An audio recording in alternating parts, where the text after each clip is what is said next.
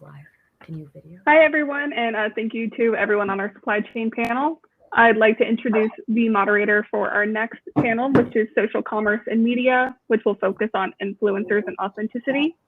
Our moderator is Gina DeStefano, who is the CEO of MomBombs. Well, good afternoon, everyone. Thank you for joining us. I'm Gina DeStefano, the CEO of MomBomb, and I'm very excited to be moderating this exciting discussion with some amazing panelists that have joined us from some impressive brands across the country. And so I want to just take a few minutes and we can probably start with Carly and have everyone just kind of get a little bit acquainted and walk us through who you are, why you're here, and how excited you are. Great, thanks, Gina. And hi, everyone. My name is Carly Gallagher, and I'm the head of social at a brand called Love Wellness. And if you aren't familiar with it, we are a personal care brand for women driven by clean ingredients, body positivity, and just really good products. We were initially launched with a focus on feminine care products, but we have expanded to include daily multivitamins, targeted supplements, other products that help women tackle issues related to gut health, stress, sexual health, and skincare.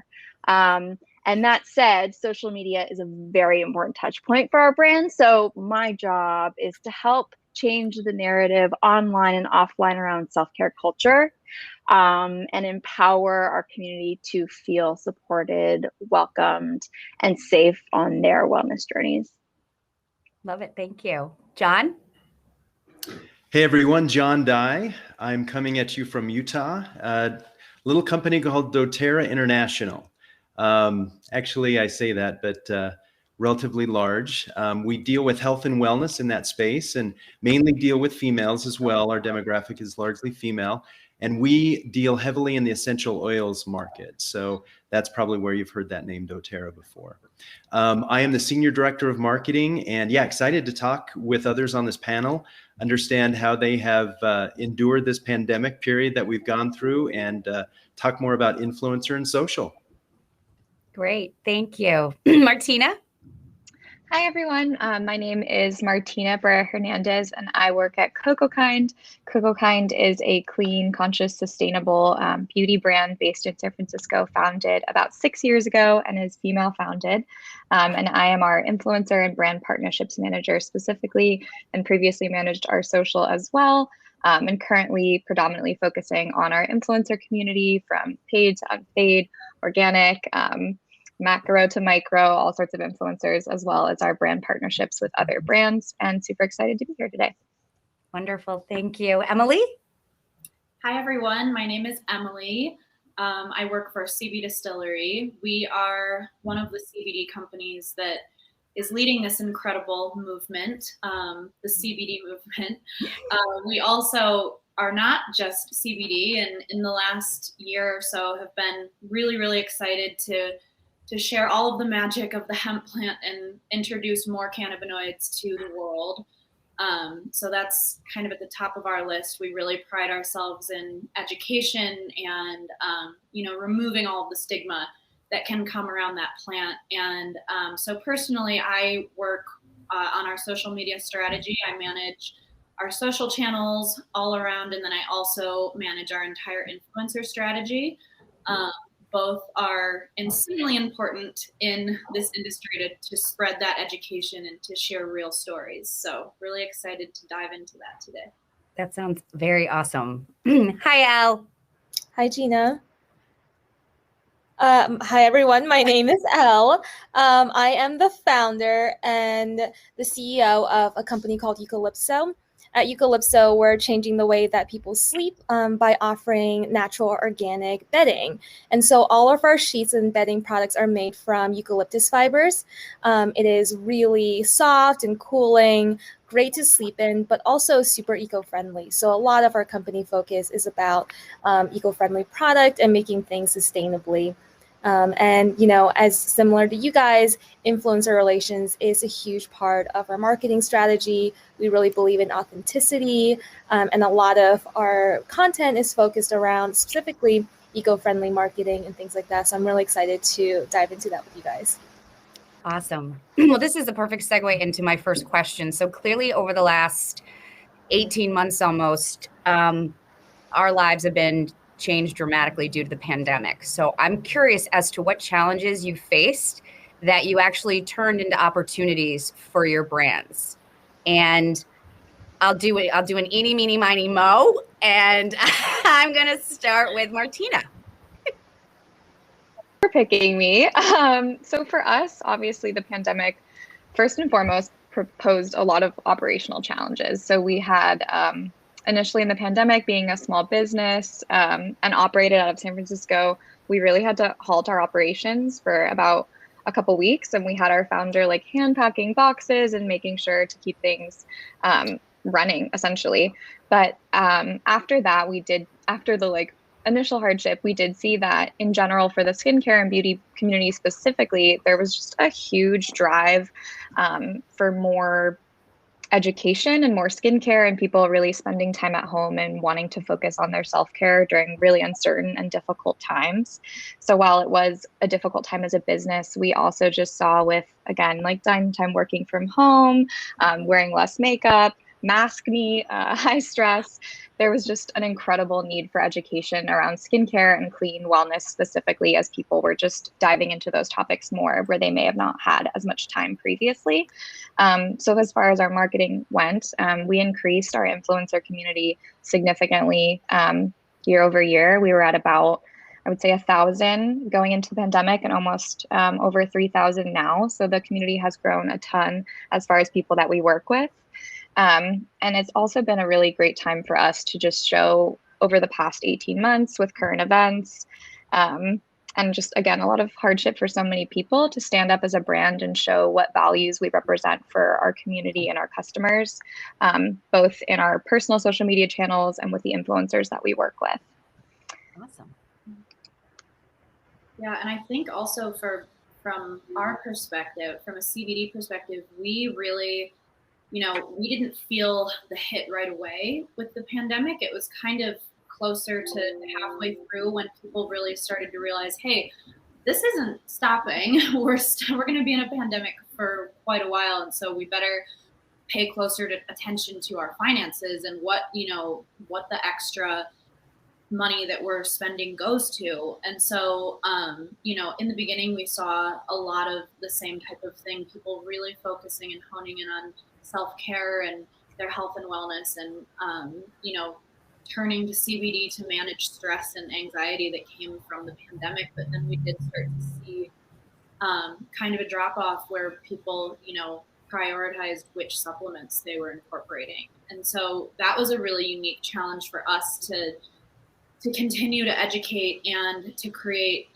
really relevant content around certain trends. I mean, everybody was sitting at home online anyways, so paying attention to trending topics, we were able to start to reach audiences that we actually had never even considered before. So we had to get super creative around that. Awesome. I'll add a few things too. I think what's been said is absolutely true. We saw actually a big tailwind. We had a wind put in our sails at doTERRA, and obviously everyone was concerned, right, about health and everything. All of a sudden the world stopped and everyone looked inside themselves, right? So self-care was big. We saw a lot of our brand verticals that deal with self-care just really blow up. I think people put us in their considered set, those that hadn't in the past, as they were considering self-care and some of the things that were involved there. I also think, as was alluded to by Emily, was, the amount of content went up not only incrementally, but exponentially. So to stand out with all that was happening, I think was a real chore. And so you had to be smarter from an ad buying perspective. You had to be smarter from a content creation perspective, a collaboration perspective with influencers. And I think that's made all of us better. I think we've all had to really go through that filter of what is really worth our time of creating and maybe do more with less, meaning think through what you're actually creating. It's not just let's create content just to churn out content, but what really speaks. So it's looking at obviously the engagement like you would always, but not only the reach, but really who are you reaching and are they taking action? So at least for us, it made us smarter. It made us better. It forced us to really look at some of the things I think that we've taken for granted in the past. That's awesome. Thank you. Carly, I see you were perking up a little. No, I'm just curious. You were like agreeing a lot. Yeah, I'm so curious to learn kind of what everyone's perspective has been on the last year. And I would tend to agree with all of you thus far. I think we could all agree that in the last year, humans have really been craving community more than ever. And the notion of online communities isn't anything new. I mean, if you look at the OG powerful communities like Reddit or Quora or mom Facebook groups, those groups are powerful, but I don't know if everyone is aware of how powerful they are. But what this last year has shown is it's really pushed these communities to the forefront on more mainstream apps and social platforms like Instagram. And I would say from a love wellness perspective, our community has really grown as well as people continue to seek out safe spaces and trusted environments with relatable but true information. And that's what we try and provide as a brand. Oh, do we freeze? I'm frozen. Oh, we're back. Can you hear me okay now? Okay, great. And I think how that translates into our brand is we've been able to expand our retail footprint in such a challenging time as the demand grows for our brand. So this year we surpassed 2 million units sold, which even for me surprises me. And when I chat with my friends, I'm surprised to learn who's actually taking Love Wellness products. But John, as you mentioned, people are really prioritizing that this year. In December, we launched in Target nationwide our top 5 SKUs in the beauty department. And also it's been really interesting to see personal care and intimacy products do well in a beauty setting, notably at Ulta Beauty, where we, of course, were launched. It was our first national retail partner. So lots of changes. And I think really listening to the community has been our top priority in the last year. That's actually great. Very interesting point, because you talked about how social communities are huge. So how do you set yourself apart? What are you specifically doing that's causing an organic growth of engagement that's different or maybe of more substance since the pandemic? How do you drive or create that environment where people are coming to you? Because we have to pay a lot more attention to it now. So can anyone kind of speak to how you're creating this energy within your communities, because they're growing, they're huge. So how are you growing it that fast organically and building this community? Yeah, I mean, I can maybe quickly wrap up my last thought because it pertains to your question. We recognize the power of social media, but we also have launched in beta our own platform called the Love Club. And this is our online community that provides women access to an inclusive community filled with conversations on women's health, mental health, pregnancy, self-care, and so much more. And it's a safe space. So think of this as like a protected Facebook group, basically. We launched in beta and we're about 12,000 members strong. And what's interesting from a business perspective is not only are these members incredibly engaged, they have a 3x purchasing frequency than any other customer. So an engaged community is also a great customer. Absolutely. You're just building your own advocates, your own referral sources. It's fabulous. Totally. Yeah, I think to add to that, we actually did something kind of similar. We started to look at our influencer strategy and just really reworked it towards the end of last year to just work with more people who were already loyal customers. And, they already have the story. They're already, using your products religiously. And so why not, work together to give them a little bit of a kickback while also allowing them to already talk about something they're already raving about.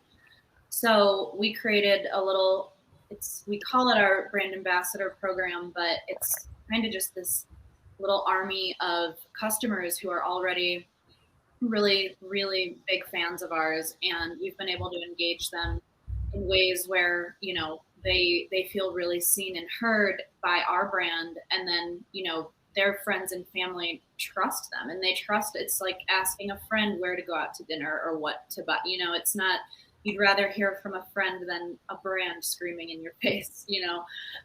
So that's one thing. And then another thing from a social media management standpoint, I just always think that a really highly engaged response strategy is crucial. I just, you know, replying to every single comment, inquiry, question, review, whether it's negative or positive, to just continue that relationship and to remain as transparent as possible, just also makes people feel seen and heard, and just more apt to come back and continue engaging with you because it humanizes you, you know, as a brand. They're speaking to someone. I love that. And I was going to say, we also recently launched a brand ambassador, brand consultant program through MomBomb, which under the same idea, because it's a way that you get this real sense of community, but the actual executives and founders are often a part of the group or jumping in or commenting. And I've found too, over the last year, that, you know, these people are not that hard to get in touch with. They are much more involved than we used to think in the past, because I think we had social media up there with like this celebrity status where it's not that anymore. It's everyone is so much closer to people than they thought. And I think that when you really capitalize off of that to people who are leading brands and are at the face of it, that speaks volumes to the consumer. And I completely agree, and completely agree with everything Emily shared as well, particularly on the key front of responding to everything. For us, it's like very, very important, and one of our OKRs that we respond to like every comment, every DM, every single message we get from influencers, customers. And on the building community front and keeping them engaged, I think it's really important to create places of community and education that aren't so focused on your brand that it's limiting.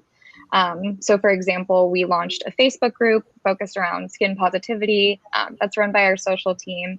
And this is a place for people to come with skincare concerns and questions. We provide education and they help each other. And of course, CocoKind is a part of that story because skin positivity is essential to our brand values. And of course, a lot of people are providing recommendations for CocoKind products, but it also allows for people to lean on each other and build a community in that beauty space for CocoKind specifically.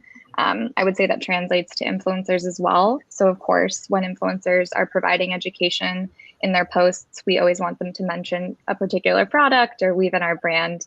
But we try to angle some content, for example, not necessarily only on CocoKind's sunscreen, but we'll talk about the importance of sunscreen, why we choose a mineral sunscreen, why zinc is important, and then add in that CocoKind message. So I think creating those community spaces and education while still allowing room for a more general topics to not be too limiting as well. How do you all play nice in the sandbox while doing that? Because there is fierce competition out there with all of these amazing brands. So can we talk a little bit about that fine line between educating and then putting people in fear and bullying and all playing nice together? How do you maintain that space? And I'm sorry, Elle, did I cut you off before you were going to say something? No, not at all. I think on that topic, like for us, that's just never something we struggle with personally.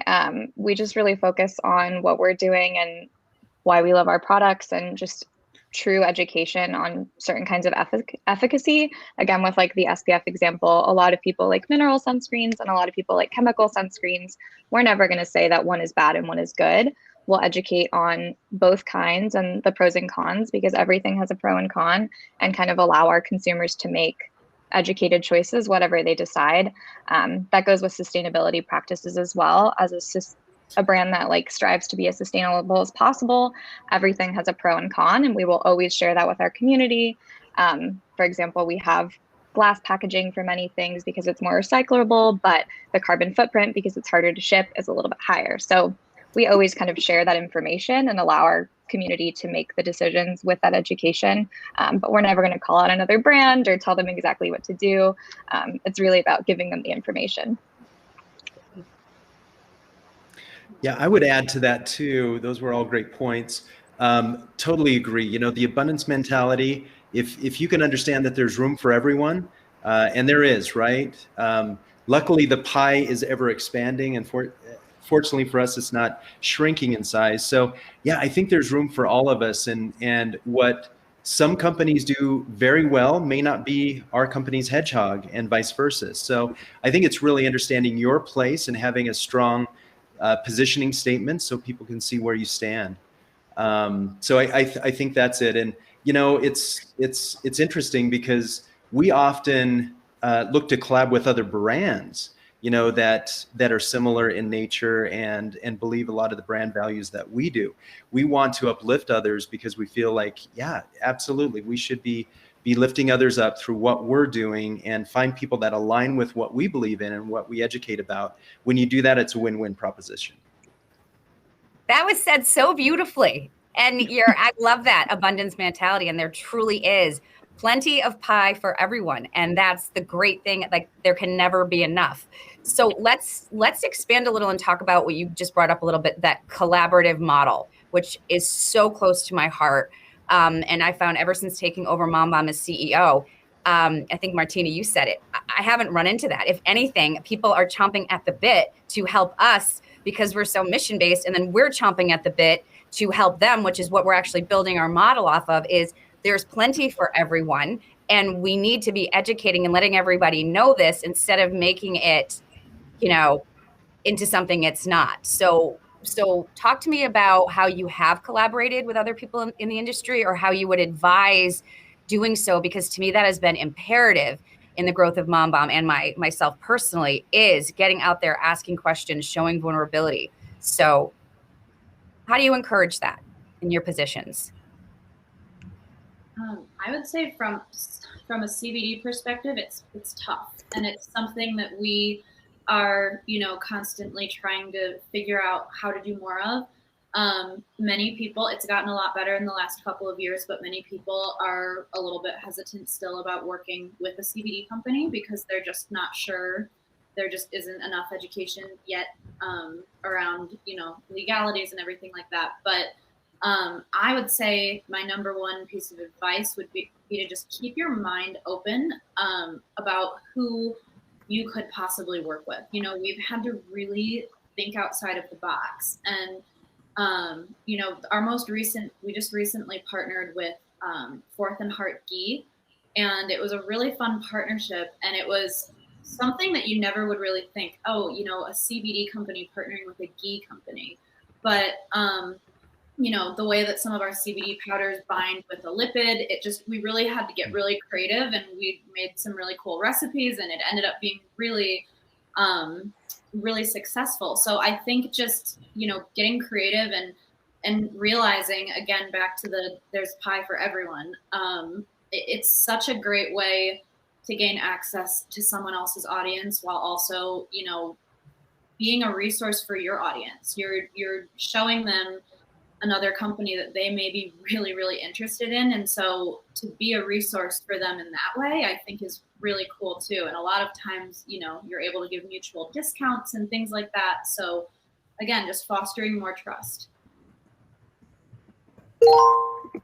I think partnerships are also with other brands are a great place to just expand both of your communities with like mutual affinities. So whether that's a shared giveaway, or we've done a gift with purchase, and we love to work with other like female founded brands or smaller brands. We just did a partnership with a brand called Hilma that just launched at Target that does some natural like supplements and wellness items. And they are a smaller brand, but they just launched at Target, and we really wanted to support their journey as well. And we knew that it would only benefit us to welcome their community into ours. So I think really thinking about it as, expanding both of your communities and reaching people that you might not reach otherwise that have like a mutual interest for your brands. I love it.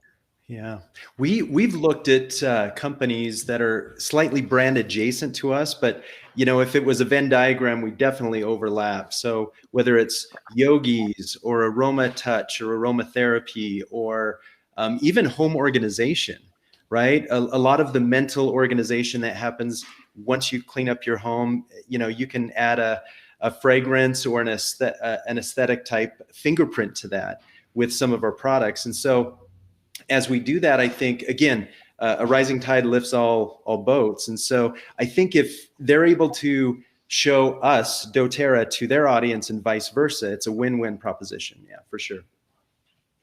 Yeah, John, that's very interesting because I think we've been talking about more traditional partnerships with brands, which at Love Wellness we certainly do. And we've got our community of brands who we work in partnership very often. But we also like to explore different partnerships. And an example I can give to you is we work with what we call wellness advisors. So our products are actually researched and helped developed by a team of women, which includes doctors, nutritionists, and holistic practitioners. And we refer to them as our wellness advisors. And in addition to them helping us with product development, they also help us with content and explaining our products and our bodies to our communities and answering very common questions that everyone wants to know the answers to. So beyond the traditional brand partnerships that I think most of us probably do, that added value of our wellness advisory panel is really important for us and our community at Love Wellness.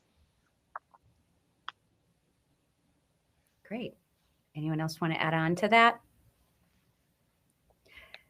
I want to stay on this topic a little bit because it's so huge when we talk about partnerships. So how would you advise to go out to people that are listening or watching that would want to start a partnership? Because to some people who have been doing it a lot, it's just second nature. Oh, you just contact and you do this, this, and this. So what are can you break it down in a way that if you were to attempt to go out of the box, how you would do that? Or how you have done that, I guess. Yeah, I personally always lead with, what we can give them. I think that that's always a great way to go rather than, just reaching out and talking about yourself and why they should partner with you. What can you offer them? And, do your research on who they are as a brand and be sure to be really clear that you've done that and that's, give reasons why you think you should work together based on that research. Awesome. Yeah, I would agree with that. Definitely they want to know what's in it for them, of course. And I think, especially when you have a track record of doing this in the past and being able to show case studies of how both brands have been elevated, that's very helpful as well.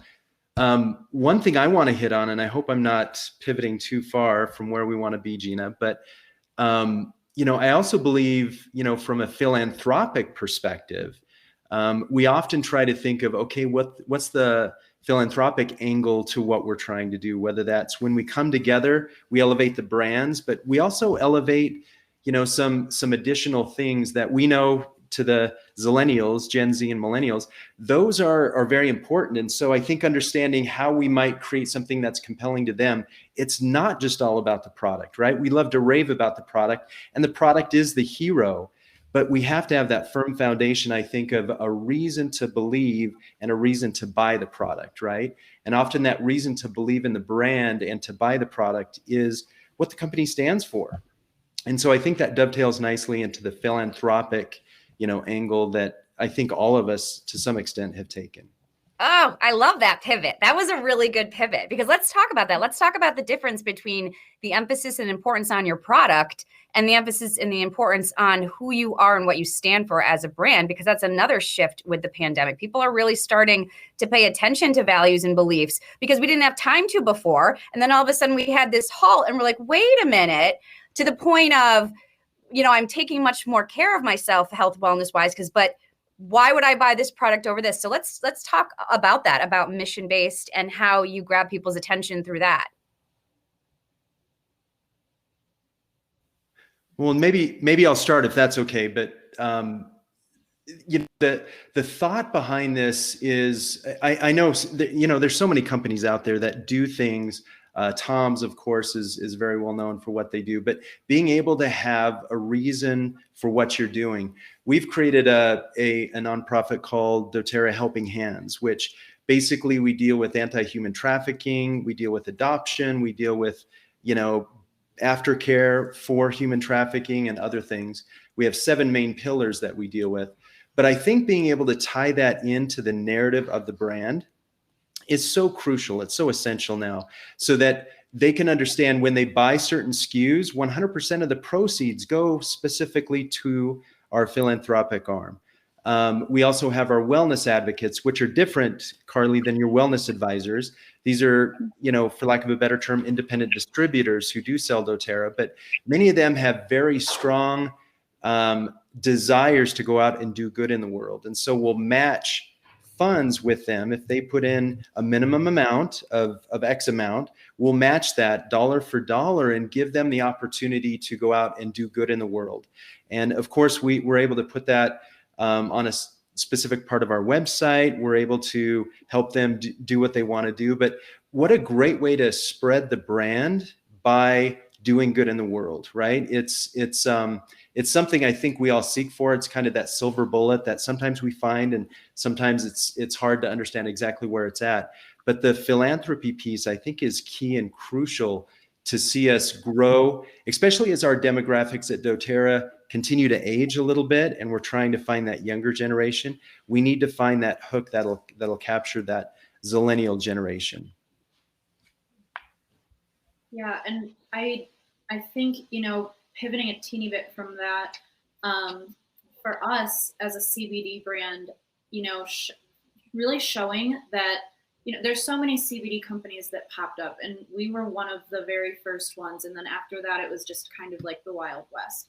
And so, showing that you're very, very committed to third-party testing and to sharing all of those results. And then also, I think just for us, it's proving that, we are not just one of those brands that popped up out of nowhere and is trying to capitalize on I'm not sure how much they should be paying for, or what it does, or this or this.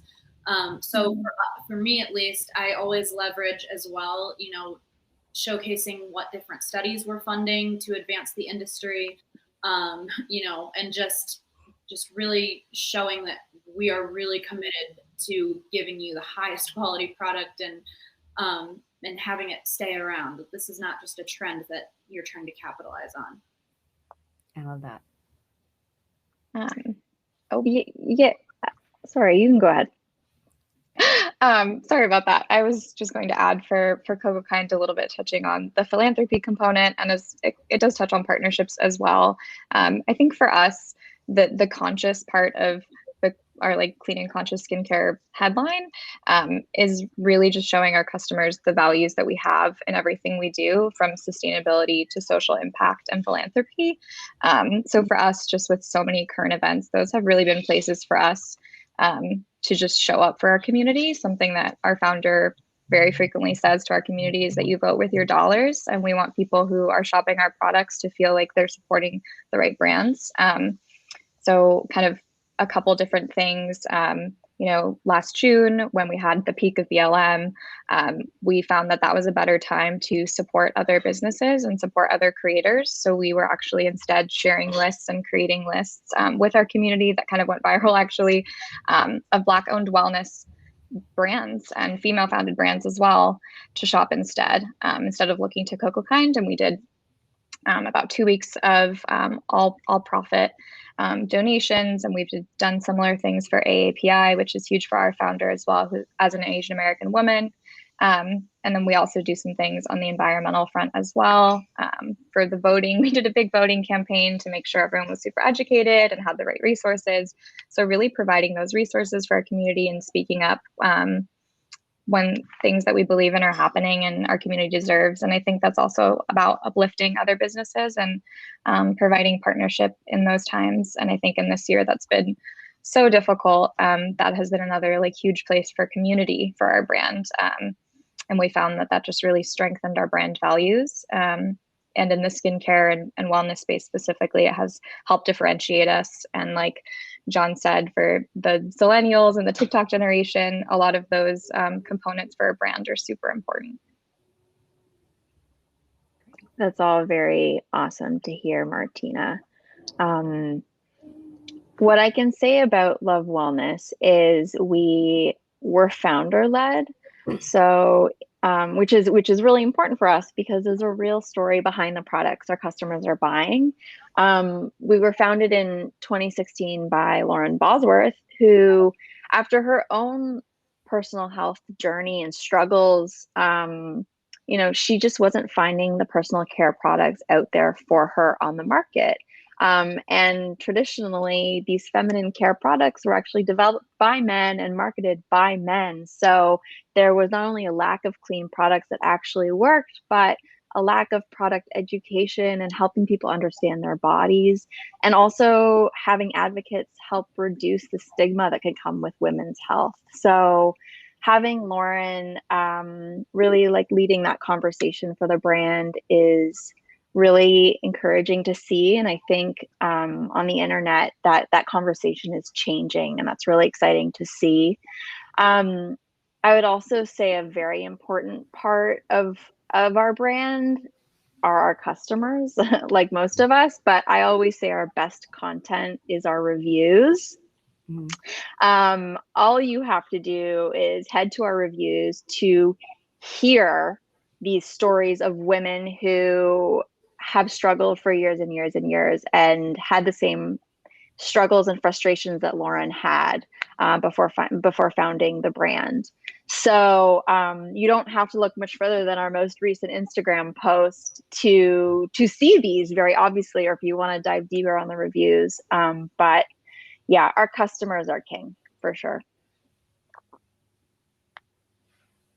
I love how you said founder-led, because similar, we are too. Mom Bomb, our founder, she became very ill several years ago and witnessed firsthand that when mom goes down, everyone goes down. So she started making bath bombs because the only thing that was bringing her some pain relief was taking baths. And she decided, I was going to turn this in to something good and help moms. And that's what she did. And this is a perfect segue into, I wanted to talk about staying relevant. But when you have a story and it's founder led, it keeps you relevant because it starts building that engagement. So that's number one. But outside of that, and that's huge, how do you keep your brands relevant while still maintaining your more mature, committed audiences? Like, how do you stay in that?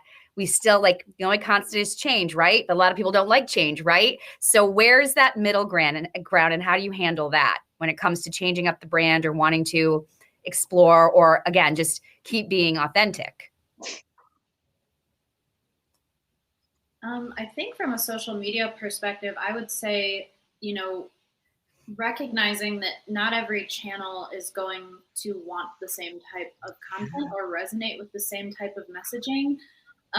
So figuring out how you can maintain your brand voice while also creating content that works with each different channel, being really cognizant of your analytics and seeing where does each different demographic lie within each different channel. I mean, it's very different from Facebook to TikTok. So how do we create content that is different across all channels, but still really consistently, maintains your brand voice? Can we bridge out on this? Can we start sharing some best demonstrated practices around what to share on certain channels? And then I want to talk TikTok. So who wants to start with? I mean, that is a huge nugget right there, because you're absolutely right. And a huge mistake people made in the past was doing the same content across all channels. And you have completely different audiences.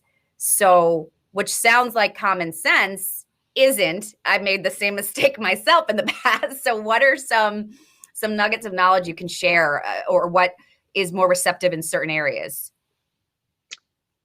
We have dabbled in the world of TikTok at Love Wellness. I think everyone is very excited about it. And Emily, to your point, like, you can't just syndicate content across channels. You can't take a YouTube video and have it expected to perform well across channels. And TikTok, out of any of the channels, is the most nuanced. I personally love it because it is hands down the most democratized channel right now. It's also the most unregulated and wild, wild west, which allows for a lot of creativity and flexibility. But while there is so much unknowns, and I would say honestly a big lack of analytics compared to other platforms still, What we do know is it is very interesting, an interesting consideration for top of funnel. So I'll give you an example. We know that an average piece of content on TikTok has a 118% reach, meaning 18% of the people who are seeing your content on TikTok don't follow your brand. So when you think about Instagram, it's completely the opposite. You open the app and the people who are on your feed are the people that you follow. When you open TikTok, it's people who you don't follow. So it is a very interesting top of funnel consideration. So maybe I'll leave it there and let you guys chime in with your findings. Yes, I'm interested. I have so much to say about TikTok. I know I dropped off, but I think I know what question we're talking about. But yeah, so much we can say about TikTok. Just for background, Coco Kind really shifted its attention to TikTok in November. Before that, we were kind of dabbling and looking around and getting familiar with the influencers, but hadn't really fully jumped in campaign-wise and kind of what content generation we were creating for that platform. And then in November, we basically pivoted a lot of our social and influencer into that channel.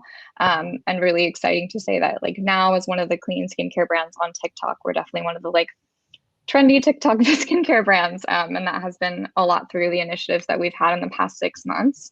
I think, like Carly said, the really cool thing about TikTok, it has that option for virality. On Instagram, you don't have that. So you know pretty much the reach and audience that you have for a given post, whether that's on your page or an influencer's page. Whereas on TikTok, you have a lot more room for something to go viral. And on Instagram, the likelihood of something going viral is very, very small. So I think it really opens up the world of both what you can do on your own channel as a new brand on TikTok. You can grow potentially very quickly as a new brand on Instagram. It might be a little difficult to grow that channel. And same with your influencer program. I think with Instagram influencers, they're typically a little bit more established and their rates will reflect as such. And you typically know their average engagement and what reach you're going to see. On TikTok, creators are a little bit more flexible just because something might have a ton of reach and something might not, but there's a little bit more room to test and play and try different hashtags and different video formats. And if there's a song trending, you can jump on that really quickly and see what happens. So it has that kind of like playfulness that I think is really important for testing content and kind of letting go of that ego of maybe something doesn't succeed, but something else really will. I think a good example is that about 3 to 2 weeks ago, chlorophyll was a huge trend on TikTok, particularly chlorophyll water, which is a clean and like wellness brand that was perfect for us. A chlorophyll mask is one of our hero products that we've had since day one. And we also have a chlorophyll tonic that's an ingestible. So that was a perfect opportunity to organically represent our brand values without coming off as inauthentic or insincere, to really promote those products and jump in on a trend. So I think to kind of stay relevant, you really need to be watching those things and see when it makes sense for your brand to do so. And then as far as like best tips for each platform, I think a really important thing on TikTok is it is a younger shopper and they have a kind of a different attention span. So you'll have that short form video. Mass retailers and accessible retailers are huge for, I think, the younger generation, and target Ulta content is explosive on TikTok. So anything you can do there to really talk to those shoppers, I think is really important. But that's a whole ton of information, and happy to dive into more of that. That is great. I have a question because I'll be honest, I'm very impressed with what all of you are saying. How our brand, for example, we've built up Facebook and Instagram to be our heavyweights. I think most people had, right? Pre-TikTok, even when Musical.ly was around. So when we have a funnel built into the other social platforms, but not yet for TikTok, not understanding, we can do all the great statistics, views and 118%. I mean, that's incredible, right? You're reaching outside the people that follow you. How do you measure success? Is it more just on the poster campaign level, or can you matriculate this down to, okay, we know brand awareness has raised by this percent, or we can tell sales have increased this percent? and I don't mean to sound like the curmudgeon-y guy on the 4th floor, the 10th floor, the 70th floor asking for stats, but that's something I'm really trying to figure out to say, okay, we already have established funnels. If we pull resources away from something we know that works, then we need to make sure that, you know, we're moving to a system that we can at least say, okay, we need to build that. We know we need to be on TikTok, but we also want to do so in a very systematized way so that, you know, we don't just run brain cycles through trying to figure out what is best for us. So thoughts there. I'd love to hear that. Absolutely. That's super important, and obviously don't want to run with anything if you're not seeing results. So at CocoKind, we do a couple different things. So for the influencer side, we have a post-purchase survey. That's a how did you hear about us, where any of our major influencers are cited. So we can see anyone who's coming to our site and making purchases based on the influencers that we have on TikTok and Instagram, and we can see kind of which channel to attribute that to. There's also the link in bio, which is like a classic UTM, and a discount code, which we can attribute as well. We also look at some like more nuanced things. So we look at purchase intent comments. So if you look at a TikTok video that's talking about Target, which might be hard to measure because you're like, how do we measure how many people went to Target and bought CocoKind? So we'll look at comments with purchase intent saying like, I'll look for this next time, or I really want to get this. And then we actually have seen with some Target content, actually specifically, that for videos that go viral, we immediately see an impact on the in-store. We had a video earlier this year with an influencer that we adore that just exploded, and everything sold out at Target within like a 2-week span.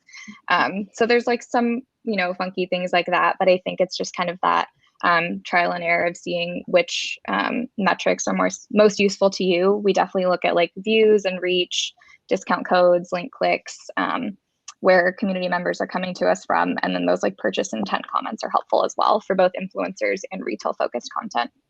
And that's just like a couple things.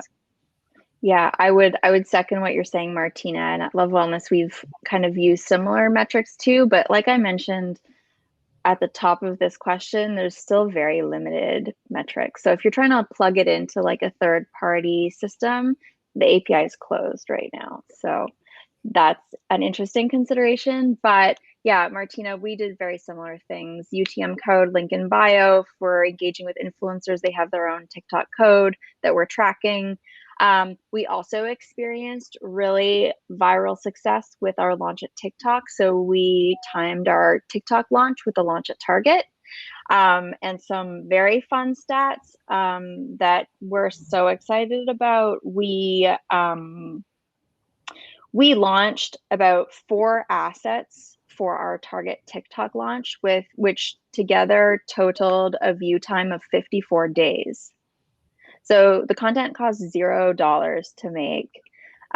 We didn't activate ads at all. And people viewed the videos for the equivalent of 54 days. So that's 54 times 24 hours. So that's a lot. And the impact in store is with 0 other marketing promotion. So no emails, no paid.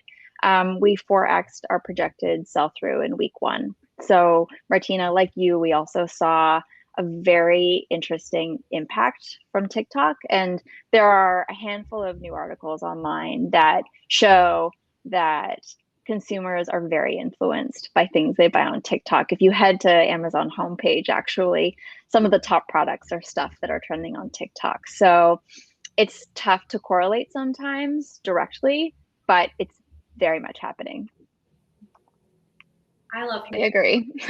Yeah, that's awesome. All of this, and I'm loving it because we just we started dabbling in TikTok, but unfortunately we get deleted quite a bit because of being a CBD company. Yeah. It'll be gone the next day, so that's a little bit frustrating. But hopefully that changes soon because it sounds like you've had such wild success with it. What I've seen in content on TikTok that tends to get flagged is people using alternate spellings of words, because we think algorithmically it picks up keywords that might be controversial or not allowed. So I've seen people using yeah, symbols to spell out words. So So I'm instead of curious if that's COVID, happening in, instead of COVID, it's C@VID or something. yeah, C0 VID. Yeah. It's like we're all speaking in code now. I have to, Yeah. but yeah. Yeah. So I'm curious if that's happening in the CBD world at all. Yeah, we've actually, some of the ones that have not been flagged, I think are some of the ones that we've been able to kind of be a little bit more sneaky about and out the word CBD rather than having it all together, things like that. But my coworker really works on our TikTok, so I'm gonna have to go back to her and talk through some of these ideas, because that one's a little bit of a wild card for me. But I mean, we've really had to lean into Reels on Instagram. I mean, that's been another really big thing for us, is just paying close attention to the algorithms. And I think that kind of goes back to, how do you know which content to use on which channel? I mean, Instagram is just constantly switching their algorithm, and as frustrating as it can be, I think just, staying on top of what's happening there. I've been reading, that Reels are served first before any other kind of content. And if somebody, saves one of your posts, that bumps you up in the algorithm, if you direct message. So there's just little things like that you can really pay attention to really augment your content as well. Yeah, on Instagram for us, Reels are huge right now. They just have a much wider reach than like our typical feed content, which is an important consideration. If someone's like unsure about TikTok but wants to try out Reels, that's like a good place to start. And definitely like saves and shares and all that stuff. It's a really good metric to watch as well to see how your content's performing on your owned channels. Quick question about Reels versus the TikTok feed. Do you guys just port your TikTok content over to Reels? I'm sure you've probably tried that. And if so, what have been your results? So for us specifically, we do differentiate.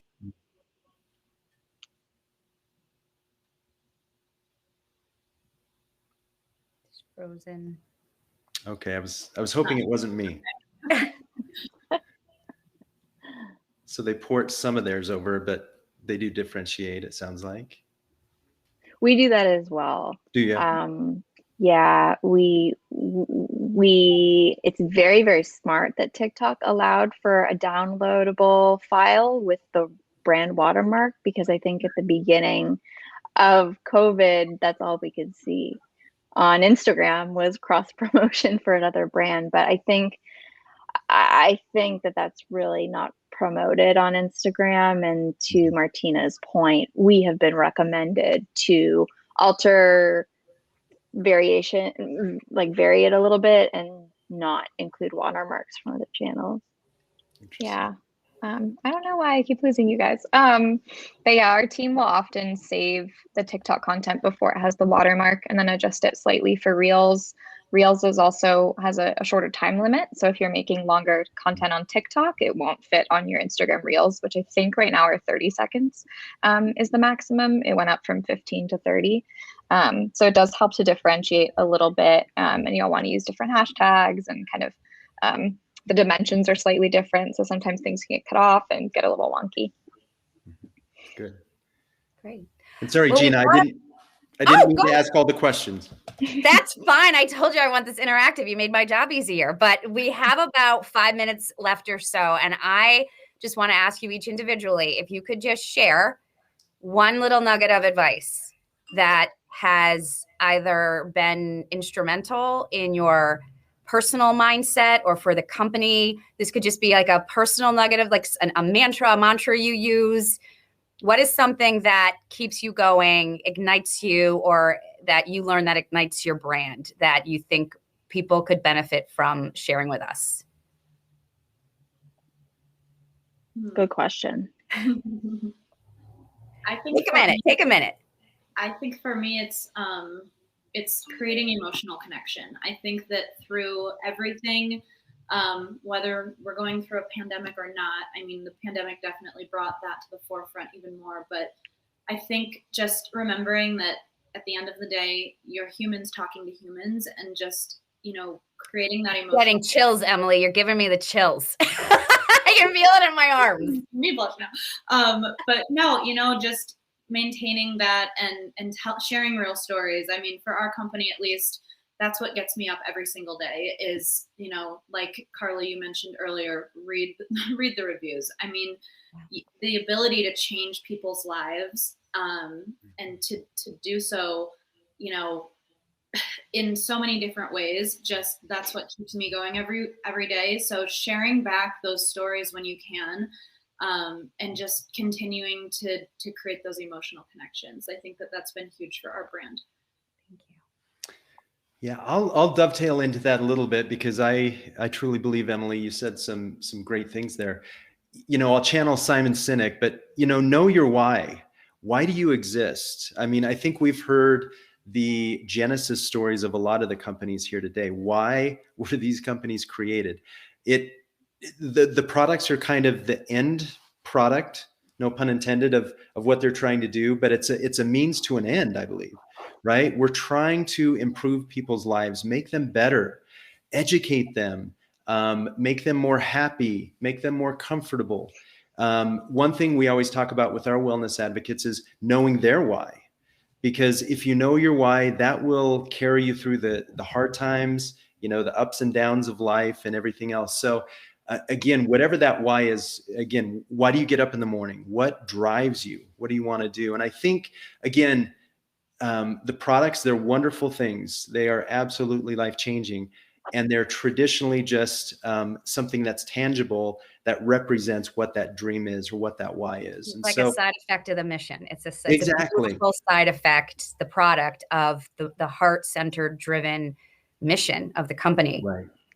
Absolutely.